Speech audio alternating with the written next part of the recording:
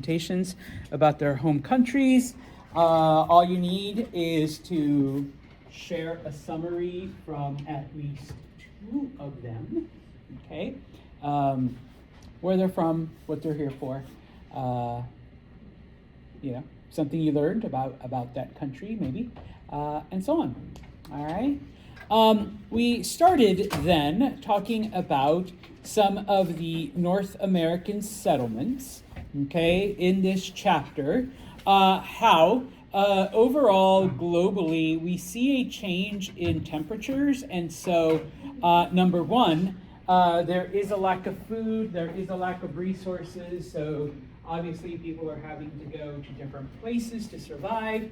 At the same time, we see a rise in inflation in world prices because of all of the gold and silver that is coming out of the Americas, and that is something that no matter what type of economics you have, okay, if there's more money in circulation, there is the false impression that everybody's richer, and so prices will always go up.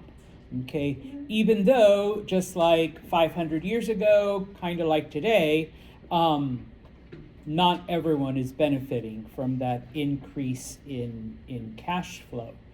All right, so we do see various economic issues in addition to environmental issues, and so a lot of people try then to establish colonies in the Americas. They are trying to replicate what the Spanish have done, and to a lesser degree the Portuguese. Remember though that the Spanish and the Portuguese have a 100-year head start. So they've got their systems established, but they've also laid claim to the areas that have all of the gold and all of the treasure and all of the easy, and I'll use air quotes, because it wasn't easy for the natives or the slaves, but all of the easy access to the money. And so, when the French and the English come to the Americas, okay, all that's really left for them is North America. And for the most part, you don't have the type of treasure like you did in Mexico or Peru or any of those other areas, number one. Number two, you really can't grow a lot of the same crops because if you recall, once the Spanish wore out many of those areas, they were able to grow things like sugar, which provided them all kinds of income, okay? So, when the French and the English first arrived in North America, they try to do what the Spanish did and find treasure, okay? There is none, okay? And so, we talked about some of the earliest, American/English colony at Jamestown. Most of the people died because they did not come prepared to actually farm and work, number one. Number two, the environment was way different. The same, even if they knew how to grow crops, the same crops don't grow in England versus Southern Virginia type of thing. So they had to be saved by the natives. They had to be taught by the natives. Okay. Oh, I'm getting ahead of myself. First off, okay. So the French get here. Okay, and obviously they don't find treasures. Okay, but they find a lot of fur. Okay. And they think it's kind of a curious thing, and so they take back various furs to France, and of course, the French think they are pretty awesome. And so French people start wearing them for just about everything. And as I mentioned in the last class, and up until maybe, 50, 60, 80 years ago, if the French were doing it, then everybody wanted to do it. Okay, and so in this case, we begin to see the development of a fur trade where the natives must develop either a relationship with the natives so that A, they can just trade directly with the natives for furs, or B, the natives will teach them how to obtain these furs from wherever they are. Okay? Now, as far as the English go, like I said, they realize that they're going to have to farm to survive, okay? And of course, the same type of crops that they are used to growing in England do not grow in southern Virginia or in other parts of the Americas. And so it is the Native Americans that, A, kind of bail them out, rescue them from starving to death. And then later on, it's like, okay, we can't always be bringing you food, every week. So here's how you plant this. This stuff is good for this. You can eat this stuff and you can, produce a lot of it. Okay? Now, if you've traveled anywhere up and down the East Coast, I'm sure you're aware that, we do have different environments. We do have different habitats and biomes, and different things will grow in different places. And so in this case, as the English begin to spread out, they little by little begin to discover this. And so when we talk about the middle colonies, and unfortunately this isn't an American history class, so we're not gonna spend a lot of time, but when we talk about the middle colonies, we're talking about southern New York, Pennsylvania, New Jersey, parts of Maryland, okay? There, people grow wheat, rye, barley, and oats. Okay, these are the main crops that grow. What do we use wheat and rye for? Breads. Okay, you can make different breads out of it. Barley? Beer. Okay, yeah, you gotta have beer. All right, can't leave that out. Okay, and of course, oats. Oats started off as a way, as feed for animals. And then eventually humans realize, hey, I like this with milk and butter and honey and sugar and cinnamon and all that other stuff. Okay? Okay. Virginia and North Carolina, they soon discover that tobacco grows really, really well. Okay? And this becomes the principal cash crop because the European demand for tobacco suddenly develops and people want more and more of it. Of course, part of that is because it's addictive, all right? And nowadays, but tobacco is a unique American product, but I was going to say, no offense, Europeans, but, I can't imagine going to Europe and not seeing people smoking everywhere, all right? So it becomes a part of the culture. In South Carolina, one of the things that they discover, because a lot of the people that come to South Carolina come from other parts of the Caribbean and from parts of Asia, is that rice grows really, really well in South Carolina. And so here you have, this is another example of the Columbian Exchange. Rice is originally from Asia, but of course, as it started off with, once again, Muslim missionaries going to Asia, spreading Islam, coming back with rice, and the rice from there spreads to other parts of the old world, eventually making its way to the Americas, okay? And so, it really does grow well there. And also, indigo, and we might have mentioned this last time, what do we use indigo for? Dyes, okay? Because our clothes was fairly boring, okay? If you want, very bright greens, okay, or, plaids or more greens, all right? Nobody's wearing purple again, Janet. Bluish, all right? Yeah, especially purple, all right? Purple was considered the color of royalty, so people wanted purple. Okay, yeah, no, I'm not going to talk about purple anymore. All right? Now, as you get up into New England, which could be the northern part, eastern part of New York, but then also into Connecticut, Rhode Island, Massachusetts, Maine, New Hampshire, all of that, okay?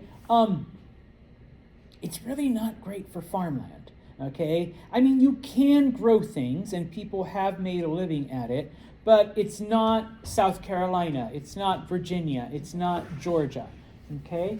And so, number one, you need more land in order to grow the same amount of food that you would grow somewhere else. But also, the people here discover that there are certain resources that they can get from the land, specifically wood and timber. But obviously, there are already people there. And so you do see quite a bit of conflict with various groups of Native Americans to get them off the land to be able to use the resources that are there. Okay? Now, to not leave the Dutch out, okay? And And of course, we'll talk. Oh, I guess I got ahead of myself a little bit with the French, but the Dutch only care about money and not taking territory. And when they first realized, okay, there is not going to be any quick treasure, okay, they attempted to establish a Dutch colony in New York, which they do for a short period of time. It's called New Netherland, okay, but it doesn't last very long. By 1664, the English have taken it over, so they basically run the Dutch out, okay? Now, don't have a lot of time to spend on it, but you can still see a lot of the Dutch heritage in a lot of older places in New York. Okay, we do have cities named Amsterdam and Rotterdam, and even words like Schenectady and Schuyler. I pronounced wrong at first because we don't have a lot of Dutch places out in California. The word Manhattan and Harlem are all English bastardizations of Dutch words. Okay, so you still see a lot of the Dutch heritage. Okay, so yeah. So they came to trade, they established a colony, and then the English took it. So the Dutch don't last very long, okay? When it came to the French, like I said, they developed a pretty good fur trade and a pretty good fur industry, okay? And so in order to maintain and keep up with the demand, they did have to spread themselves out, okay? And so even though on a map, French claims looked to be huge and expansive, in reality, there weren't a lot of people, okay? It was mostly areas where French trappers would travel, capture, the animals that they needed, and then come back with the various furs. Now, as I said, at first, they would trade up, straight up trade with the natives, okay? And so, obviously, they had to develop relationships, they had to bring gifts, they had to bring, things to give the natives that they considered worthwhile, all right? So it did rely on a big level of trust, which the French were in fact able to establish. Now, later on, this area becomes a haven for French Protestants, but for now, in the early 1600s, it is strictly populated by French traders, by men, okay? And so, part of what ends up happening after the second or third generation is that many of these men end up marrying native women, okay? They're far away from home. They don't return to France ever again. They are amongst the natives, fostering and developing this relationship and then selling off whatever fur, but then they come back, okay? And so eventually, with their marriages to these native women, you eventually end up with a group of people known as Métis, who are basically part French, part native. And pretty soon, they are the ones who take over the fur trade. And so you no longer need to have a close relationship with the natives, but at the same time, you also don't need to go to France. They become the middle person for the new traders and, of course, the French tribes that are there. In addition, many of these Métis, maybe they didn't want to take over the business that their fathers and grandfathers established. And so they actually made their livings as interpreters and guides because they spoke both French and whatever native language.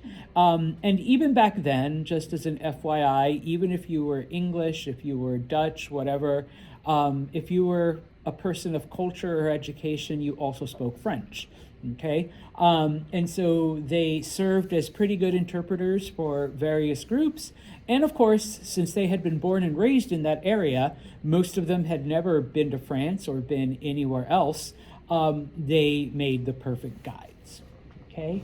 Now, at some point, the French realize that, and the French realize this almost faster than the English do, but they realize that the French that they're working with, that all of the natives aren't the same, that the natives have different tribes, they're part of different groups, and of course, they also have certain natural enemies amongst other native groups. And so in this case, number one, the French, and then later on other European groups, begin to introduce guns, okay? Because obviously, if you're being supplied by the French, you now have an advantage over other native groups, and so those native groups will now go to the English or the Dutch and ask them for weapons and trade whatever with them for guns, okay? They also bring alcohol, which the natives did not have. They had tobacco, they smoked, but they didn't drink. And, you know, and now we've made them all alcoholic. yeah, there arose a propensity to drink alcohol. And so it became then a stumbling block, and it made the natives a lot easier to take advantage of by providing them with liquor. Okay? Now, over time, and this is part of the reason why the French claims look so big, even though there aren't a lot of people, but because they basically hunted the animals to, a critical point where there weren't enough, okay, they had to keep expanding and expanding and expanding to find more beaver and fox and mink and different kinds of pelts, because the one area that they used to have could not provide it anymore, okay? And of course, as they expanded, they encountered other tribes, some that were friendly, some that were not. And so we see this increased rivalry amongst the natives and the Europeans, okay? And so you knew maps were coming, okay?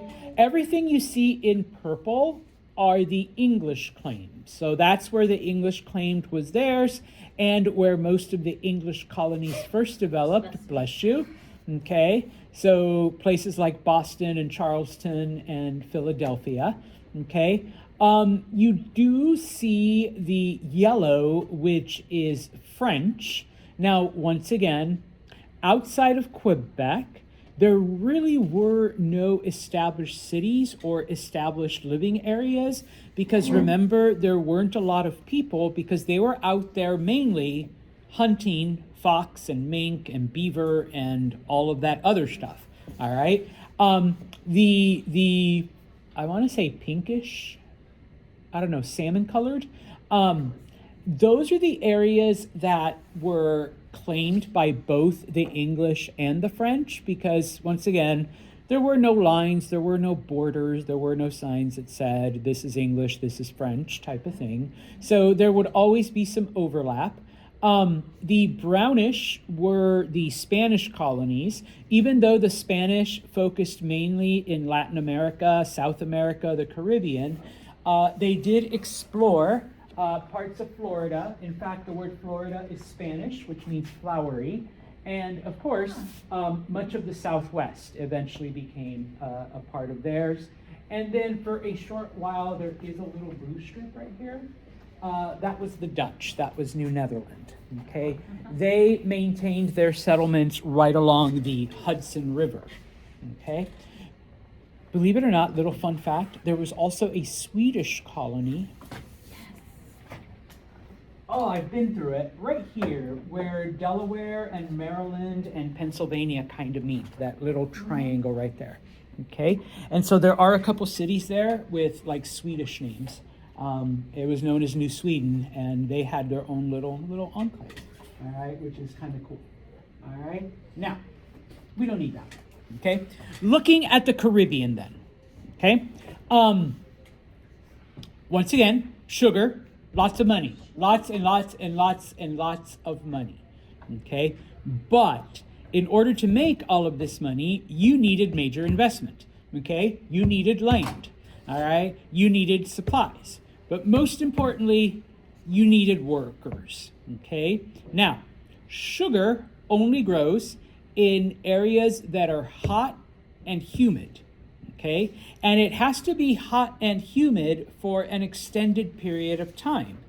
This is why we don't grow sugar in Florida. FYI, it isn't hot and humid long enough, okay, for it to grow there. All right? I know some people are like, no, Santos, it's very hot, very humid. Yes, it is, but not for long enough. All right? It has to be a constant thing. So obviously, you're not going to get an overwhelming, supply of workers wanting to work in those conditions. Okay? Now, obviously, the British and the French, and to the lesser degree the Dutch, wanted this as well because they quickly realized, okay, we lost out on the gold and the silver and the treasure. Okay, the Spanish took all of that from the Aztecs, from the Inca, etc. Okay, and so they are trying to replicate sugar plantations. But of course, they quickly found out that, you need a very, very specific environment for it to grow in. Okay, they tried in some of their colonies and it didn't work. Okay, now, as I said, got a little ahead of myself, but you need a climate that is both hot and humid for an extended period of time. Okay, which obviously means the Caribbean and Brazil and parts of South America. Okay, you need a lot of labor. Okay, if you are going to make a lot of money at it, number one. Number two, don't forget that the demand for sugar is really, really high amongst Europeans. Okay, and so, and then to bring back, remember that the reason why, at least the Spanish, the Portuguese also to a lesser degree, but mostly the Spanish, the reason why they're not using native laborers is number one, most of them have died.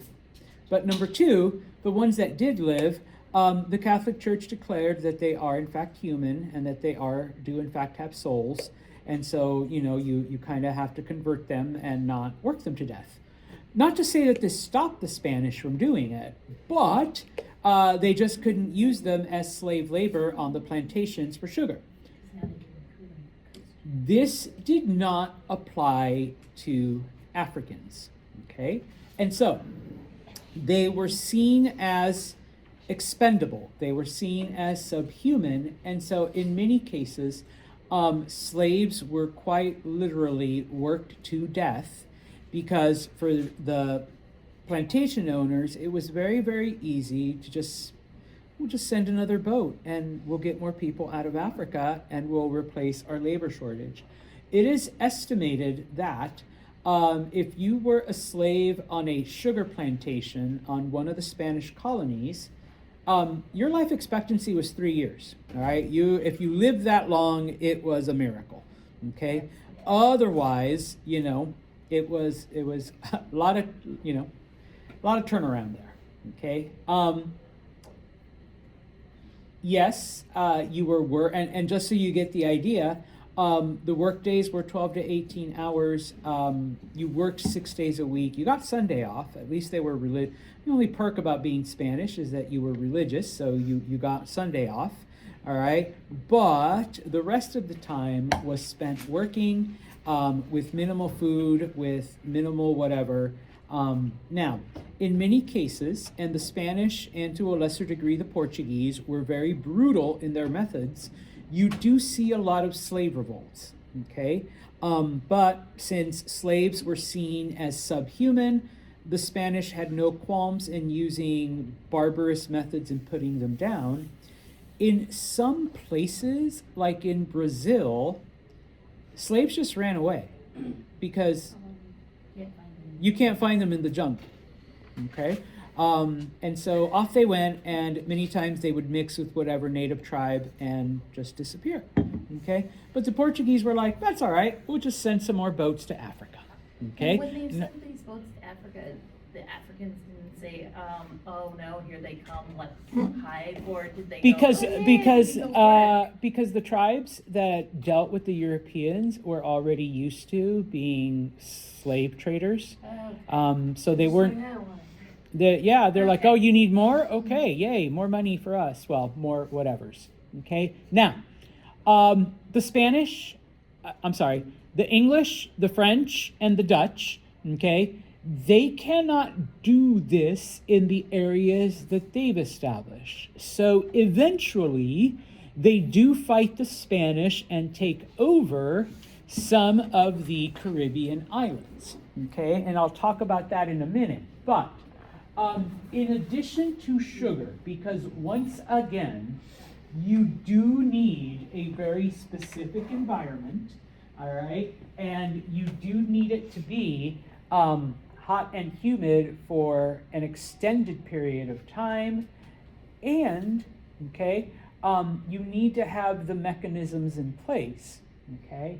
And so somewhere like Cuba, even though they did have sugar plantations on the southern part of the island, other parts of the island, it was already too far north, okay? So sugar wasn't growing as well. So in addition to sugar, a lot of these places, the tea is tobacco. A lot of places grew tobacco. And pretty soon they discovered coffee. Okay, and yes, I realize coffee first came from places like Africa and Asia and India and all of that, but in many parts of the Americas, it also grows really well, especially in Colombia. Okay, because you do need mountains. Hence Colombian coffee. Yes. Okay. Although personally, I love Guatemalan coffee and Mexican coffee, and every now and then there's a good Salvadoran blend I'll find. All right, but yes. Okay, and so. Okay. What ends up happening then is the English, the Spanish, the French, they begin to go to war with the Spanish. And in the 1740s, for example, because Jamaica was a Spanish colony, the English take it over. They conquer it, they take it from the Spanish, and it becomes a strictly English colony. And of course, it produces sugar for the English for a long time. Probably one of the biggest success stories in that it is the French who also invade the Spanish colonies. They invade the island of Hispaniola, which that is the name of this island, okay? And they are able to take the western half, okay? That's why it's always split. They take the western half. Now, it wasn't called Haiti until after it became independent. It was known as Saint Domingue during this time. But in the 1660s, they are able to take over the land that eventually becomes Haiti. And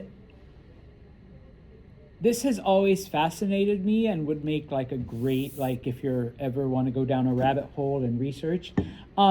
Haiti, under the French, becomes the wealthiest, the most productive, the most successful of all the sugar colonies in the Caribbean.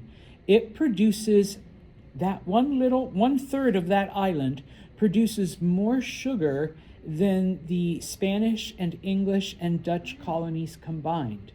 The French got super rich off of that. But of course, remember what it takes, all right, and who were the people that suffered the most from it, okay?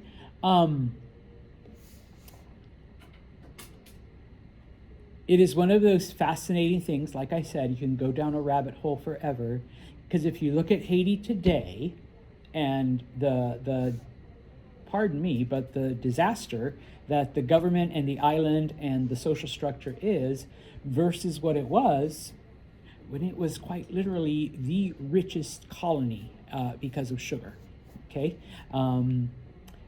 Well, I mean, there's a lot that goes into it, but all right, it is one of those fascinating stories, okay? These aren't the only two. These are just like the biggest ones, because eventually, you know, the French do take over other Caribbean islands. The Dutch take over Caribbean islands, and so on. The English take over islands, and so on. Okay, now,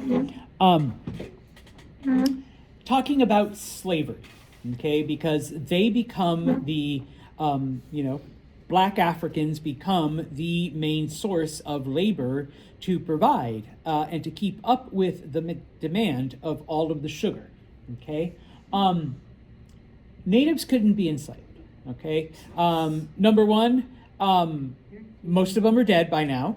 Okay, number two, those that are still alive are being worked to death in the mines, and if they're not, remember, some people with a conscience, with morality, hey, the church said they have souls, we're trying to convert them and have them live normal lives, okay, and such, okay. Now, one of the things that was tried out at first in North America, but believe it or not, they also tried it in the Sugar Islands, was indentured servitude, okay.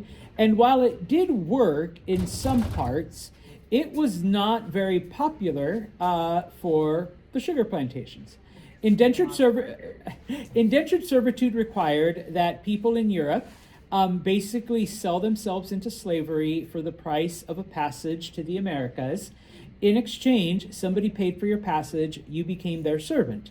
The contracts were typically 7 years. Sometimes they could be smaller, sometimes they could be longer, okay? But, if you signed an indentured servitude contract to be in a sugar colony, you weren't going to last, okay? And you were going to do your best to get out of that contract, okay? It worked a little better in North America, but even then, it did not last for very long, okay? And so, Europeans then turned to African slavery, okay, to keep up with this demand for labor. Now, a couple, the person who asked about, like, hey, when you saw the Europeans run away, well, Africans already had experience with commercial slavery, with rounding up people, kidnapping people, and selling them, all right? Typically, it was to Muslim merchants who would cross the Sahara, okay, either into East or to West Africa. They would negotiate and then take slaves back with them. In addition, you also had people taking them to parts of Asia across the Indian Ocean. All right. Now, before that, okay, so even before Muslim merchants were there, okay, please remember, and those of you that have taken History 101 with me, we did talk about this. Slavery has in fact existed for tens of thousands of years. It has been a part of humanity since humans organized themselves into groups. The issue, or I guess the thing is though, that originally slavery started out as the fate of the losers. Okay, my society goes to war with Schmitty's society. My city conquers her city. They become slaves. Okay, now, slavery was not perpetual. All right, the children of the losing city, they would be born free. Okay, because it was your mom who lost the war, not you. All right, so after that first generation, everybody else was free, and so slavery operated like that up through the Roman Empire. Okay, you could be Carthage's most famous musician, but because Carthage lost the Punic Wars, I now have Mackenzie, the greatest violinist in Carthage, as my slave. Hey, Mackenzie, teach my kids the violin. And so now my children are premier violin players because the premier violin performer of Carthage is someone that I own. Okay, and so that's the way it had nothing to do with color, had nothing to do with where you were from, had nothing to do with any of that. Okay, now in fact, the word slave comes from Slav because during the Middle Ages, during the kingdom of Charlemagne, that is one of the ways in which Charlemagne's kingdom became wealthy and powerful and the strongest. One of the first states of Central Europe is because they would raid Eastern Europe where the Slavic people live, and then sell them to either other European countries or to the Muslim countries or to other places. And that was like their biggest export was slaves. Okay, so for the longest time, so that's where we get the word slave from the word Slav. Okay, so having given you that brief review, okay, slavery the way we think of it today all starts with the Europeans. Okay, when they arrive in Africa, okay, demanding slaves in these obscene numbers because we need all of this to work the sugar plantations. Okay, we need people to work in these harsh conditions. Okay, now, at first it was, trade this for this, trade this for 10 people, trade this for 8 people, whatever. At some point, the African tribes that made the exchanges with Europeans were like, we want those shiny fire thunderstick things that shoot metal and kill people from far away, okay? And while at first Europeans were hesitant to trade firearms, they realized that if we want the number of slaves that we need for these sugar plantations, okay, then they started exchanging weaponry. They started exchanging guns for people. All right? Now, obviously this benefits the tribes that live along the western coast of Africa. And so West Africa became basically holding pens, okay? The people there were getting richer, okay, and more powerful because they were trading for guns. Meanwhile, the populations of many of the inner tribes were being depleted, okay? And once again, I don't mean to offend anyone or whatever, but slaves were seen as a commodity. They were seen as cargo. You want to make more money, you need to be able to put as many slaves as possible into one of these ships, okay? Because the more people we crowd in, the more money we will make on the other end, okay? And so, over time, the ships and the captains and the slavers do gain experience and come to realize that on the passage from Africa to the Americas, they could expect to lose around 20% of their cargo, okay? Because, once again, they weren't treated like humans, okay? Well, we need to make up that 20% loss somehow. So let's just pack more slaves into the ships, okay? Now, obviously, originally, okay, they were brought over for labor on the sugar plantations. And so this basically involved mostly a male population, okay? But over time, all right, and once again, I don't mean to offend anyone, but over time, Europeans realized that, hey, if we have female slaves, number one, we can use them as breeding stock. Yes, we can make our own. All right, we can breed them and have a continual supply of slaves that, you only have to pay once when you first get them, and then you can, grow your own, basically. But also, we can use them for more than just sugar plantations, okay? Clean house, cook, take care of children, do the domestic work. Yes, slave women were wet nurses. If you don't know what a wet nurse is, it's a woman who feeds babies with her own breast milk. For European women, it was considered too animal-like. Like a white woman would never breastfeed her child. That's why you had a slave. And the slave woman would breastfeed your child, okay? Because it was okay for the slaves to do it, but not for a sophisticated white woman. No, that's gross. That's weird. Okay, that's a slave's job. All right, and so they were brought over for that as well. Okay, so any of the domestic work. All right, and so I'll finish off with this part. Okay, just reminding you once again. Okay, throwing my own people under the bus here. 95% of all the people that were taken out of Africa ended up where? South America, the Caribbean, okay? All of these places, okay? For as bad and for whatever you want to say, yeah, less than 5% actually came here, all right?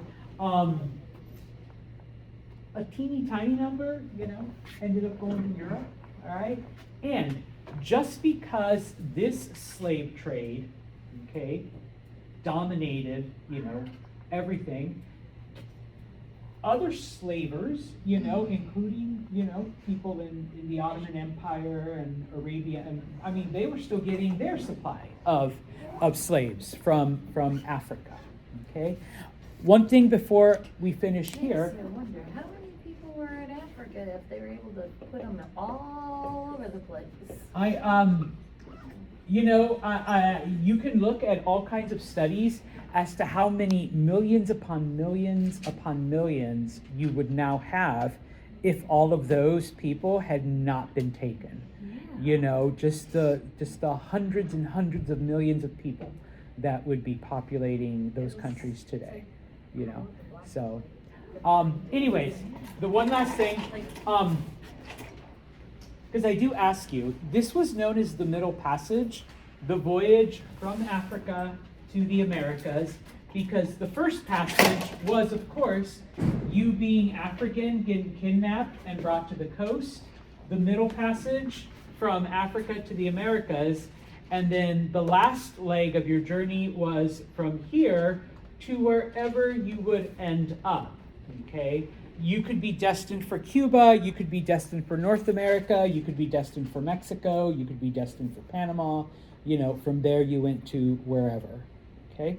Wherever, I guess, slavers would buy, because there were markets in both Havana, and then later on in the Dominican Republic, there were markets where that's where slave buyers would go and then take them to other places. Eventually, those markets then, Savannah became one, New Orleans, and stuff like that. But alrighty,